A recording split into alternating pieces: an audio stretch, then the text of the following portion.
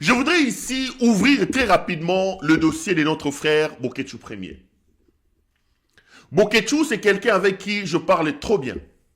Je vous ai dit, lorsqu'on m'a amené ici et qu'on m'a fait un procès du genre que je viens infiltrer le combat, devant vous tous, j'ai dit que je ne suis pas combattant. D'abord, je ne connais pas le combat, c'est quoi? Rassurez-vous que je ne peux pas être infiltré de quelque chose que je ne connais pas. Je ne veux même pas, moi, être considéré comme un combattant. Je ne le suis pas.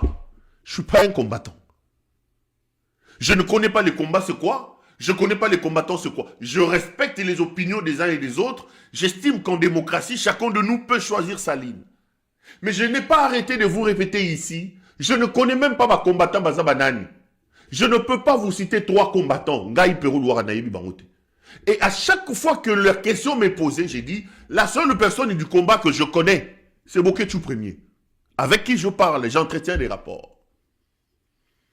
Et je vous dis que j'ai été choqué, j'ai été scandalisé de voir les images de sa brutalité, de son agression.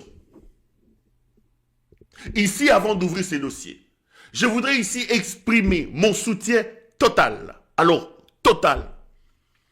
Je voudrais exprimer mes encouragements le plus profond. Je voudrais ici rappeler mon attachement à M. Bokétchou Premier. Je voudrais exprimer mon soutien à son épouse. Lui, au moins, on est en train de les taper. Il crie le nom de son épouse. Maman Didi, Maman Didi. J'ai dit, ce monsieur, c'est un monsieur responsable. Il a une femme à la maison qu'il aime. Le jour de sa mort, il pense à sa femme. Mais le fou qui a envoyé les gens l'agresser, est-ce que Gisèle Mpela, on m'a même dit je reviendrai, c'est pas ça le débat. J'ai entendu Bokétchou Premier mourir avec le nom de sa femme. Maman Didi, Maman Didi. La famille Bokétchou, vous avez tout mon soutien. Vous avez tous mes encouragements. Les enfants de Bokétchou, Bokétchou lui-même, sa famille lui-même, face à la violence de l'agression à laquelle on assiste avec ces images, je voudrais vraiment ici exprimer mon soutien total à Bokétchou Premier. La deuxième chose que je veux dire, c'est exprimer mon indignation et ma colère. Avant que j'en arrive, je vais vous diffuser ces images. Elles sont tellement choquantes qu'il y a des parties où on montre le sexe de Bokétchou que je ne me permettrai pas ici de diffuser. Par respect à Bokétchou Premier. Par respect à vous, mes téléspectateurs, et par respect à nous-mêmes. Par respect au combat que Bokétchou mène. Je vais seulement vous aider à planter les décors. Regardez la violence, la brutalité avec laquelle l'homme a été attaqué. Nous nous sommes abstenus d'aller jusqu'au bout de la vidéo pour ne pas vous montrer les parties intimes de notre frère. Regardez. Bonsoir. C'est toi qui fais des... C'est toi qui envoie ta...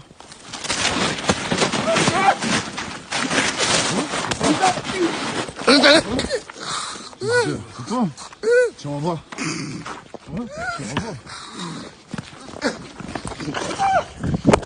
Pédophile. J'ai fait quoi? Tu envoies. Ma Didi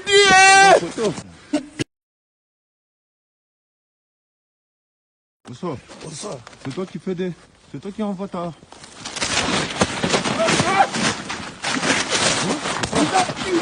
C'est toi. Tu envoies. Tu envoies. Pédophile. J'ai fait quoi? Tu envoies. Ma Didi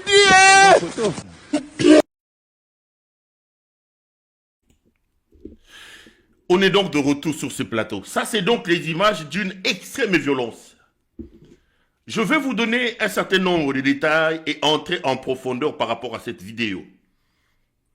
Mais bien avant, j'ai commencé par condamner et exprimer mon soutien à M. Bokétchou Ayambo par rapport à la violence de ces images. Je vais tenter justement d'avoir Bokétchou au téléphone pour avoir sa première réaction en direct dans cette émission. Je crois que Bokétchou est avec... Wayambo, bonjour. Bonjour, bonsoir, Pierrot Louara. Bonsoir Ndeko, bonsoir en tout cas. Merci Mingi Nengo accepter vraiment que Tozoyo a chaud. D'abord avant to banda na lingina exprimer yo ba encouragement nanga nyonso tout. Ko exprimer ba encouragement nanga et pas Mama Didi et pas bana nyonso tout. boni santé ba image eza ya lelo to eza ba image la kaki biso de kobima ezali makambo bayaka oyo na information naza na yango ba information oyo naye kozwa fiable nga moko mpe nayoki ezali plan oyo Sylvie Mulumba na Denise Nyakero planifiaki yango bayebisaki Sandra Mudimbi nauti mpe kosola na mama Sandra Mudimbi akotindela ngai audio wana auti koyokisa nga mpe yango bepreve tu ezali voix ya Sylvie Mulumba nakotindela mpe yango donc nakozwa yango au courant ya bajour oyo audio wana baplanifiaki yango Sylvie Mulumba ye moto aplanifiaki yango ayebisaki Sandra balobaki bametakalize na komanda eso bakonobuka na magasin ya mwasi eso donc bango moto basali eloko wana tokozonga na likambo ya bacommanditaire wana parce que nga nayokaki oyo liboso lobaki keza likambo ya Jean-Pierre Bemba Boketu m'a précédé moi aussi na liste ya bacommanditaire oyo ngai nayoki na buto lelo nazoko mener enquête. Effectivement, j'ai aussi appris que la sœur de Jokoko Mulumba, Sylvie Mulumba, pourrait être parmi les personnes qui ont commandité. Betela biso na lisolo, ça s'est passé comment? Ezalaki heure nini? Apparemment, ezalaki liboso ndako, outaki wapi? Ouais, ngai nautaki Carrefour, kosombela mwana mapa. Bon, moni mikolo yo ndenge ba hiver ekomi kokota avant, nayaki na bisi, ezalaki ba 18h20. Ba 18h20 nga nazoya ya presse na tek na bando sur na mama Didi kuta bengi nga lobi na ya kozwa yo ya mongabi te mama Didi vana na komi na nga pemele ya ndako et puis na bis jour ango côté ya gare na biso mwindi ezalaki te na komi na 2 mètres ya ndako mpona ko na bimisi kutu clé na monika de kosomo ba ya de carton donc wana oza à 2 mètres ya ndako no comme dia pemene na ndako sika ba beteli wa comme pemene ya ndako na binisi clé na simbi de chasser na soba mapa Moïse na soba mama Didi pe ba avocat na mona ka ba yo moto critique ka gouvernement yo moto sala ba audio na réseaux sociaux bi wingai directement balataki masque ya noir bagaya noir, jaquette à noir, jean à noir, mbala moko akanyinga catch. Eta betinga double patch au kana sima de chasser équilibre ezalaki te na koibo na se ba chasser pendant moko siko o akanyinga catch azo régler pela ke ay tangle ngana kufa. Moko azolongola nga bilamba pa a filmer nga na se na ngai. Natali na bi nzambe na ngina kufa kabo.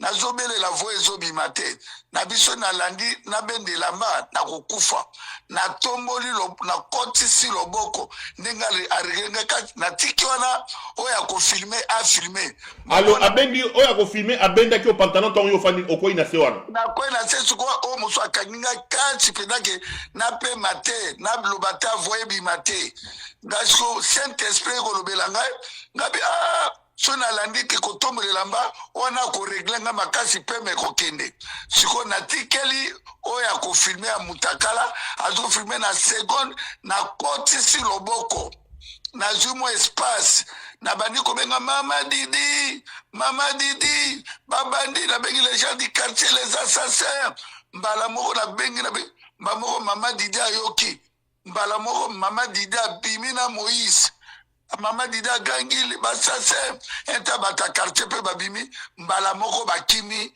mbangu do ba filmer nga batika nga bolumbu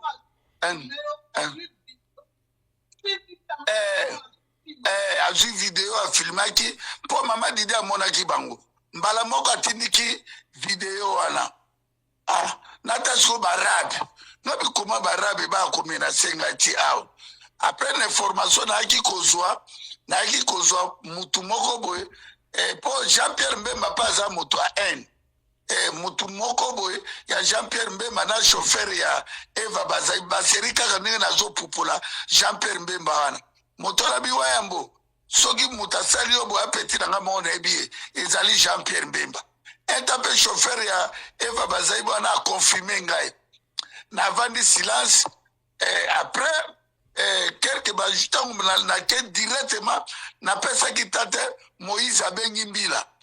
Tango Moïse abengi mbila, toye ko benga mbila ye. La police est arrivée tant bango basi bakimi police e goya wana. Koya baye na deux voitures. Deux voitures na bamboa. Bapandi bamboa na gare Mobimba. Mibale baye bakoti awa. Bakoti na ndako balobi ife to mema na posa police posa la plainte. Ok, nazalaki pe na plainte moko ya makamba Deborah Lukala wana kendaka kuna.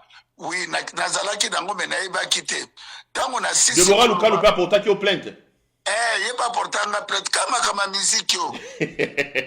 Tala waya monenga zomo na parti. Ye Deborah Lukala apportaki au plainte ko sel nini? Ko pexi musique ne beta. To kenda ko ngana pekisa ka musique na kepe kuna. Tango na sisi makambo ya plainte ya makambo yo bango barabe basalaki ngai. Police ebisi ngai boy. Alobi système bakomi nango ekomi système international. Oyo YouTube nyoso mokolo bako bimisa video wana na memela bango bakomi na système moko bako detete ki moto yo o asalaki makambo wana. Siko toaki na réunion, lelo nazalaki na réunion na garde midi. Na moni mama Sandra mundi babengi abi waya mbomoni eloko tenga binini yaya. Alobi ba publio na TikTok. Dans le temps mama Sandra mundi ba ebisanga ke Sylvie Mulumba abenga ye po baluka ba motakalize ngai.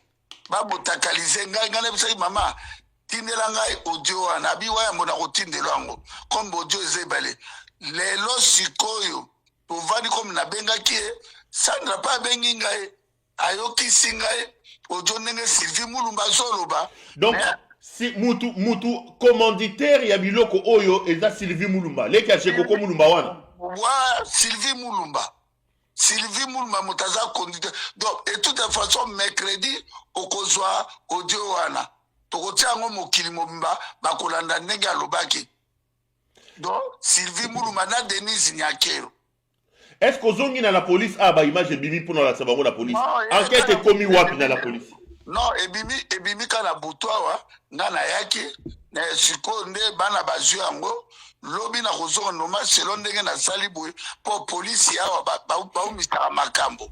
Baumisa makambo ndenge zawa ifi avocat ya mundele na usola na Frank Diongo apesa nga avocat na international pour permettre ngai ifi avocat makasi oya kokomela procureur na ba image wana esalemi na voix ya Sylvie Mulumba. De tokolo samba sur ba osala plainte contre Sylvie Mulumba. Ok. Boni morale ya maman, morale ya bana. Je suppose que ça doit être dur, ba Davina, bana nyonso ba Moïse, ba mona que papa na bango situation ya intimité na ye na balabala boy. Je crois quand même que ça doit être dur. On est de cœur avec Bino. Est-ce que bana morale les andengeni, famille morale les andengeni? Non, bana baza préparé, ba yebi ke bango yomoki bana no baza préparé na spiritualité makasi. Davina le kaki abengi ngai, chance la vie pe abengi ngai. Do bana baza morale au zénith ya. Ba yebi ke eza cause moko ya mboka ngai na kumisi nzambe parce que ba congolais ba bandai kotia tembe do o bakangi nga polo makamba mwasi. Aji nanga pinabo natika mama didi asuta mabolonga inda nakulinga mwasa boto na aji opero lwa ngali kuna sina sala vina nga ata wapi mtoto wangu abasi na balilo ya poto na makabebele na kulutika nakulinga goshi na bitumbo na za yangu wa mnene me eloko na sepeli po na yoki voix ya Sylvie Mulumba. Mais na voix au Sylvie Mulumba zoe bisa Sandra Muto Sandra Azolo Banendini, qu'est-ce que Sylvie Mulumba dit? Oh, ils ont ça là, qu'il y a une la commanditaire. Mais Sandra répondait que tes femmes, Sandra na odonne Sandra okisingai, Sylvie Mulumba zoloba, alobi, motoana boketsuana aloba mingi, il fait totika e mutakala, na mukala na e commanda iso, et puis toko no buka na magasin ya mwasi na e. On a voix Sylvie Mulumba. Donc, toi na vidéo audio ya po bakanga munoko tobangisa bango bakangisa munoko loka basali bayaki baboma ngai naza na baepreuve ya voi ya Sylvie Mulumba sikoyo tokokenda ngai na ye na justice ya koyebisa nga moto oyo mpe atindaki so Denise Nyakero bango Sylvie Mulumba na Denise Nyakero bakoya tosamba na palais de justice devant ba diaspora mpo na nini bayaki kodéshabille ngai eske nazwi mbongo na bango na déranger bango nayibi bomengo na bango mpo baboma ngai. C'est ça, message onganaki nango ya très important na sepeli mingi po babimisi video wana. Po ba diaspora ba mona ke po ba twandoko lo bakeza lokuta wa yamba zo sala buzz bakangaki na ndako mwasi. Sikoyo bango moko ba moni voa ba moni le ba rabe bazo filmer ngai. Bongo mwasi ango su ba okanga mobala nga okanga nga la chambre nete. Bonsoir, ça, Maman Didi. Maman Didi, bonsoir maman, boni. Bonsoir Papa Piro, na leka mingi na ba émission te mais po yo za sage yango na zoleka. En tout cas nga na mona batuana bazalaki milai mpinga bazalaki balati ba noir na ba kagoul bazipi ba masque ba gants na maboko. Donc, balinga qui vraiment, ceux qui, Seigneur Jésus, te mêlé, ou papa, tu n'as pas coûté mort. Parce que, ma paiement, oh, et ça, sous n'enge zala qui bo jeunesse te. Parce que, ne bakanga qui kachita, on a bimi, na gangi, Jésus. Donc, ça, yo bimi, nanda, au kouti, batuana, liboso, nanda, bazo, beta, bazo, na so so fungwa, nga na zota la prière na YouTube, na oki papa, tu ka zo gara. Mais, nga na so kansa, comme, a solo la kana téléphone, ndenga zo solo na téléphone na bi peut-être papa tu kazo sur la makam na ba commande ba tumsu ba swani sakaye na tekate mais na yo ki susu didi mo na termi pona zo clé po et dans le la clé na porte parce que yeso ka ya cha clé kota nde na bimi na mo ba da Jésus ba voisin la musi ba voisin so ba bimi nde bango babando ki ma voisin na biso moko ya marocain bando la dabango wana bado bazalaki na voiture bazalaki nango mpe bazalaki na bandeko na biso banoir mpe bayaki kolakisa bango place na biso mpo bango bakoki koyeba place oyo te bazalaki déjà préparé biso tozalaki papa tuki ayebaki na ye te mais bango bazalaki déjà kosurveille ye kolandela mouvement na ye. Bah, en tout cas, maman, courage, courage. Donc, tu peux yondo sauver papa Tchouké, ce qui est au bima qui est compliqué. Ce qui est bima qui était papa Pirolem, son angala kuta papa Tchouké, les rotoso, le bandenge mususu. Et puis après, malamou, ça qui est déjà préparé. Et puis moi, soyo, yazara na free d'ici, malamou, ça l'émission. Papa boke tu bakangie na moi si. Donc tellement ba futa ba YouTube, yes, na bango wana, ba tie bakangie na moi si, mais nga moi na bimana lobezate, na lobaika Seigneur Jésus, justice na yo eko salama. Papa, moi, papa, tu as bunde la cause est juste. Seigneur, injustice est en boka. Félix, il faut qu'il a dégagé. Nabi, Seigneur, ça la justice na ou. Nazaki na jeune, il y a 3 jours dans ta chambre. Au monde te katon ba simbi papa, tu as dit makabunde e balu keli bango siko.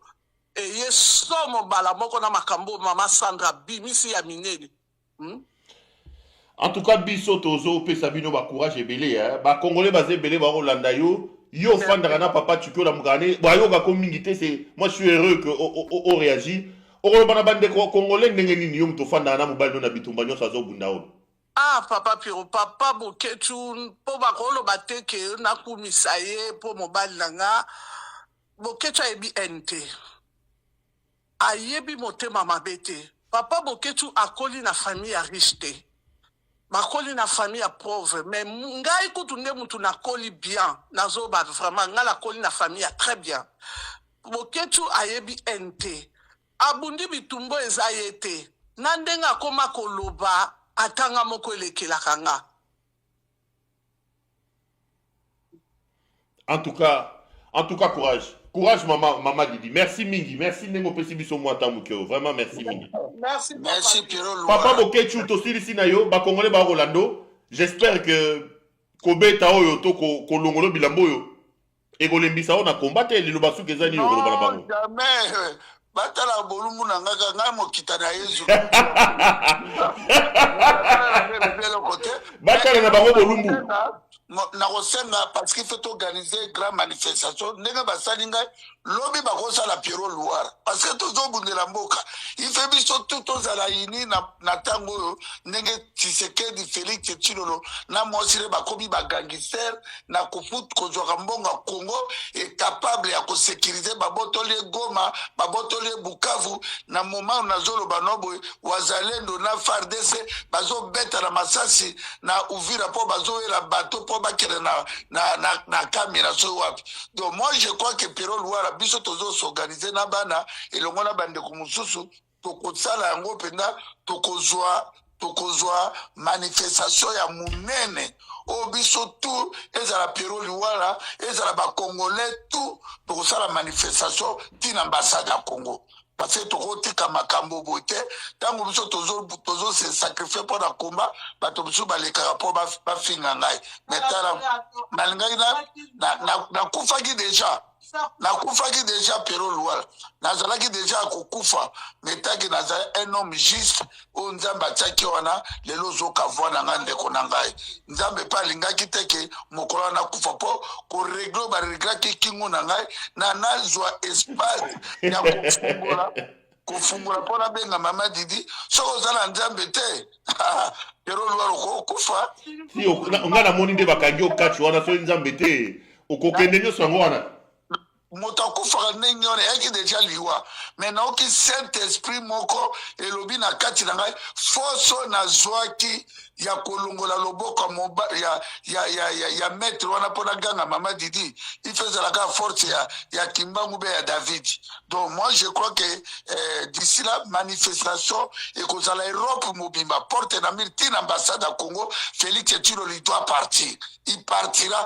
Abomi Cheribert Okende, babomi Floribert Chebeya, babomi Arma Tungulu, babomi Rosimu Kenchimanga, babomi Thérèse Kapangala, babomi Peti na biso musicien wana bakongole bamona makambo ke bitumbo tobundaka totia vie na biso en danger bazwa ngo sérieux na bitumbo tozosala. Donc nga na remercier Pierrot Louara, na remercier pe mama Didi, na remercier bandeko tout o bazolanda biso bazala makasi bayeba ke makambo tozobundeza la vie ou bien la mort mais tant que tozabana na nzambe azobatela biso bazala préparer pour la grande manifestation na porte na mirti na ambassade à Congo. Merci beaucoup Wayambo, merci, courage, merci beaucoup na mama Didi pe courage na bana nyonso, merci mille.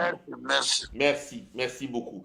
Allez, là vous avez donc vu à chaud la réaction de notre frère Bokechu Wayambo que j'ai tenté d'avoir donc à chaud. Hein.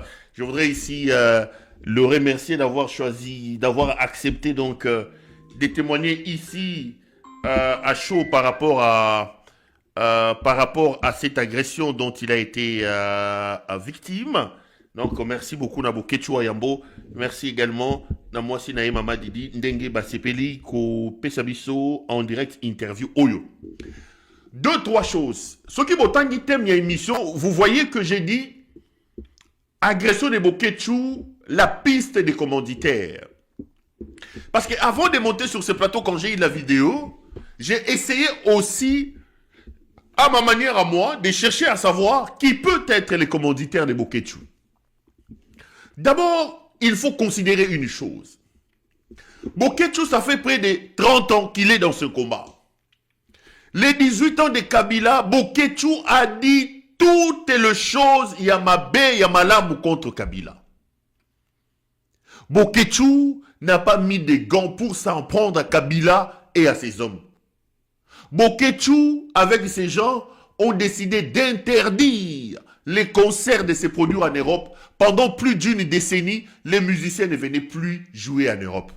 Mais jamais sous Kabila, nous avons vu assister à des choses comme ça. Bozu bokangi mutukach, bolongolie bilamba. Bandumba, bato yovina bango mutakala. Boza komona mutu. Azalaki yawa ateka kapiza. Côté kapiza. Soka tekite akei kola la kuna na salon epaya mwana batu Gisèle Mpela. Atie Mpela zemi baboti bana mibale. C'est-à-dire azali mobali ya Gisèle Mpela. Mais mutoyo akanga motema te. bazo kata mpela soutien toza komona ba partie intime ya mpela bisika oyo ye akendaka na kuku a permeta ba service na ye ba kata soutien ya mpela bisika ye moko akendaka botala bato mitakala oyo tolali tolamuki tomoni ba publier biso ba vidéo ya Biselele numéro 1 proche ya Félix Tshisekedi tata mukolo azali kobimana basi kosala ba partout azo mi filmer bakangi na ANR et pas Mbelu Biosha ouvre le téléphone de Biselele azui ba image ya Mutakala a publié donc Tshisekedi na mutu na ye Mutakala ndeza na kati. Quand je vous dis que ce type bokotinda mutu ba beta mutu ba filmer le bino Mutakala na ye ba publier boganye nini Mutakala les anine. Cette image des gens qui se précipitent à mettre sur la place publique Mutakala d'un père de famille, d'un mari d'autrui, ça symbolise ce que représente effectivement ces régimes. Ce qui peut m'accompagner, il y a une puissance sexuelle des araya solo. D'ailleurs, tant mieux, et calmez-moi mouké. Parce qu'avec Mwadian Vita, ils organisaient des soirées bunga bunga. Président de la République d'un pays pauvre en guerre, ils vont prendre des petites filles. Ils organisent des soirées bunga bunga comme Silvio Berlusconi. Bas soirée ya Ekobo. Bas soirée ya Kindumba. Komela. Kosala maka. Bas zutubana mike. Naba Mwadian Vita wana. Nde musala baila ki na pouvoir. Kindumba. Mutakala sur Mutakala. Mutakala sur Mutakala. Boko kanga mutu boke ko filmer yenzoto na ye ya bimibali botia na place publique nde sali nini siko atomoni Mutakala ya Bokechu totu na ye Denise Nyakero totu na ye Félix Tshisekedi bon tomoni Mutakala ya Bokechu échanger nini Goma izongi tomoni Mutakala ya Bokechu bozu Bukavu biso to kanisa que so botia Mutakala ya Bokechu sur la place publique muto nganya uti ko sombela bana na ye mapa ezate ke Mutakala le roi ya Biselele ya Kindumba ya Buzoba na ye un père de famille bozu bokangie bolongoli bilamba bo filmer ye Mutakala awa to moni Mutakala bokecho échanger biso na nini bo gagner nini c'est la question que je pose Denise Nyakero soki yo mutoza na sima biloko bo filmer Mutakala na ye bo chenini.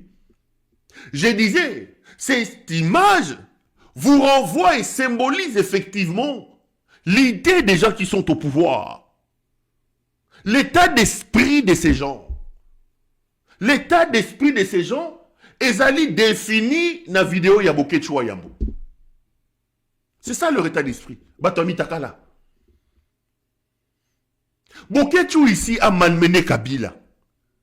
Bokechu ici, qu'est-ce qu'il n'a pas dit sur Joseph Kabila? Qu'est-ce qu'il n'a pas dit sur Joseph? Kabila n'était pas président de la République. Moi, je vous parlais des commanditaires. Bokechu, quand il nous prévenait que Biloko Nego Bima, il nous disait que Ezali, Biloko, il y a Jean-Pierre Bemba. Mais avant de monter sur ce plateau, moi j'étais sur une autre piste, Sabino, que Eza Sylvie Moulumba. Si c'est vrai, Makambu Bokechu Azoloba, que la commanditaire, il y a mutakalisation na Eza Sylvie Moulumba. C'est que Sylvie Moulumba l'a fait avec la bénédiction de Nyakero. Nyakero donc bango balingi via Mutakala. Nyakero TikTokeuse nationale. Nyakero maman Oyapaka Djouma, première dame de la République, qui parle dans ses voices et évoque l'impuissance sexuelle de son mari. Donc vina bango za Mutakala. Pourquoi bango bakotinda batuba ke nomona Mutakala ya Bokechu? Bazana posa Mutakala ya Bokechu azana mwasi na ye mama Didi. Balingi nini? Ezala ye Nyakero, ezala ye Sylvie Moulumba. Ils veulent en prêter Bokechu ou Tonini? C'est la question que se pose. Si les informations par Bokechu relayées ici, indiquant que c'est Sylvie Moulumba, parce qu'on dit qu'il y a un voice de Sylvie Moulumba, enregistré par Sandra, Bozo Lukanini. Batu Mobimba Banda Boyaki, scandale après scandale. Batu Mobimba, scandale après scandale. Est-ce que vous voyez Olive Lembe Kabila descendre au niveau le plus bas, utiliser Bakende Bakangamutu, tenter na vie na ye pour me mêler image à Mutakala ya Mutuana. Olive Lembe, la valeureuse Marie-Olive Lembe. A kendo sala bilanga na yete, a s'occuper na hôpital na yete, a aider Batouté Pour ça, il y a que nous avons Mutakala et Bokechu premier. Olive Lembe. Qu'est-ce que Bokechu n'a pas dit contre Olive Lembe? Qu'est-ce que Bokechu n'a pas dit contre le mari d'Olive Lembe? Qu'est-ce que Bokechu n'a pas fait? Qu'est-ce que Bokechu n'a pas dit? Mais bon, mon ami Olive Lembe Kiti, aïe, ono, bokende au filmer ngai, Bokechu bokangaye, bo filmer Mutakala. Pourquoi kende na Mutakala ya Bokechu premier wapi? C'est la question que je pose à Denise Nyakeru. C'est la question que je pose à Sylvie Moulumba. S'il advenait que les informations que Bokechu relaie ici, accusant Sylvie Moulumba égale Denise Nyakeru, awa bomoni Mutakala ya Bokechu échanger nini? Kagame vous a dit, quand un idiot arrive au sommet d'un pays, les conséquences sont là. Un idiot est au sommet de notre pays. Les amis, j'étais le premier à vous dire que Chéribin Okende est décédé. C'est moi qui ai révélé que Chéribin Okende est décédé par les agents de la DEMIAP. Ngaï Peroloa. Moi, Nanabiso, mon petit frère ici, Stani Boujakira, qui a été arrêté en prison, a publié un article au Bazoko attribué bien après Ngaï. La première personne qui vous a révélé que Okende est décédé, et que Okende est décédé entre le main de l'agent de la DEMIAP, c'est moi, Peroloa. C'est ce qu'ils ont fait avec Bokechu qu'ils ont voulu faire avec Okende. L'intention n'était pas d'assassiner Chéribin Okende. Okende est décédé par asphyxie. Et le Kolobasali Bokechu premier Nengemois Nazoloba. Bokechu à son âge. Moindre pépé, ceux qui batouaient à quitter, il pouvait avaler de travers à Koya Koufi. Peut-être que l'intention de Bango Zalaki à Kindumba, Bango Bamona Mutakada et à Bokechu. Mais dans la façon de faire, les exécutants, il y a les Kambouana, Bakoka et Peko Bomamutu. Mais Boko Bomamutu, Bato Pobo gagner. Tshisekedi, qu'est-ce qu'il n'a pas dit sur les Kabila? Qu'est-ce que Tshisekedi n'a pas fait sur les Kabila? Qu'est-ce qu'eux n'ont pas fait? Qu'est-ce qu'eux n'ont pas dit? Qu'est-ce qu'eux n'ont pas fait? Qu'est-ce qu'ils n'ont pas dit pour que les lots, père de famille, juillet, ko filmer Mutakala naye, tcheli biso na ba réseaux sociaux. Nde échanger nini? Échanger nini? Échanger le monté. C'est ridicule. Monsieur Tshisekedi, vous êtes ridicule. La TikTokeuse nationale Denise Nyakero, vous êtes ridicule. Sylvie Moulumba, si c'est vous qui avez fait ça, vous avez commandité comme dit Bokechu, vous êtes ridicule. Ridicule. Ridicule. Boza pouvoir ba ekobiste, bato ekobo. Mboka boza koyiba bozo bogisango te posa na bino Mutakala. Même Mutakala oyo yemoko Félix akenda komona na kuku. Ya Gisèle Mpela. Akata ye bilamba tozomona ba soutien awa. Donc vina ye zavia Mutakala mutoyo. Mutakala tina cerveau et loko za na cerveau na yete. Et loko za na cerveau na yete. La conséquence bota la mboka ndenge zo ke de yembele. Chers compatriotes, Félix est un ennemi public numéro 1. Félix est un ennemi. Et le quoi yela ke za moyibi. Et le quoi yebi eza moyibi. Congolais soki olingi mboka na yo, telema to benga na Félix. Congolais soki oza na posa ya mboka na yo, telema to benga na Félix. Mutakala ya Bokechu wa yambo eko changer eloko mon côté. Moi ici, j'exprime tout mon soutien. Mokechu aza na bana basi bakoli, ba Davina na ewana, ba Chancelvi, basi bakoli, ba yebi ke papa na bango amenaka combat. Ils doivent bénir les seigneurs que papa na bango bakangi et catch a koufité. Et ça n'a cadre à combat. Mais ils pensent humilier Moutou. Il y a Rolaksa Moutakala naye, Moutakala Salini.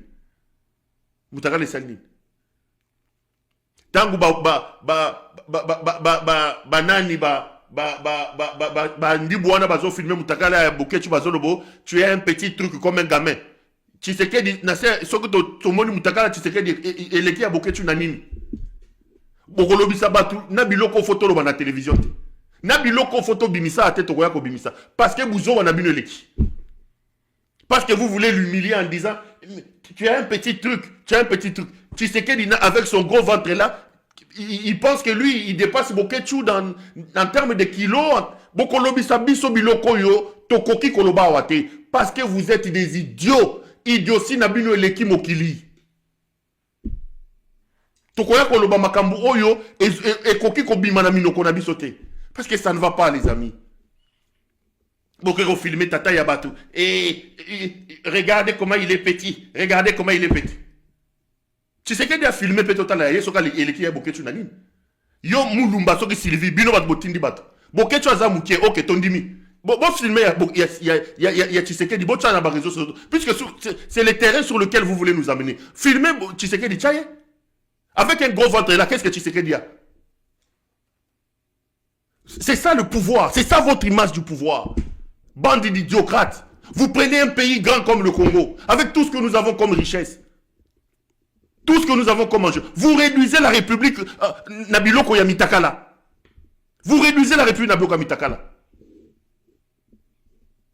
Vous réduisez la République Nabiloko Yamitakala. Échangez Nini. Échangez Nini. Échangez Nini. Tout le monde Mutakala Bokechu échangez Nini. Biso toza na course il y a quantité, il y a longueur, na ba kilo. Toza na course il y a moka ebonga. Toza na course, quel est l'indice de développement humain toza na Rona Congo? Quel est le taux d'inflation que nous avons au Congo? Combien d'emplois ont été créés? Qu'avons-nous fait pour réformer notre armée? Où sommes-nous avec notre armée? Vous nous prenez dans ce débat-là, vous nous amenez dans le débat des quantités, des longueurs, des espaces. Les idiots qui sont... Bandego, tout le monde a l'objet d'attendre partout. On se voit demain. Ces idiots, ils peuvent te faire perdre l'équilibre. À demain. Bokechu, en tout cas, merci. J'avais d'autres sujets, mais Tokatawa. Lobby, à demain. Demain, les avant-midi.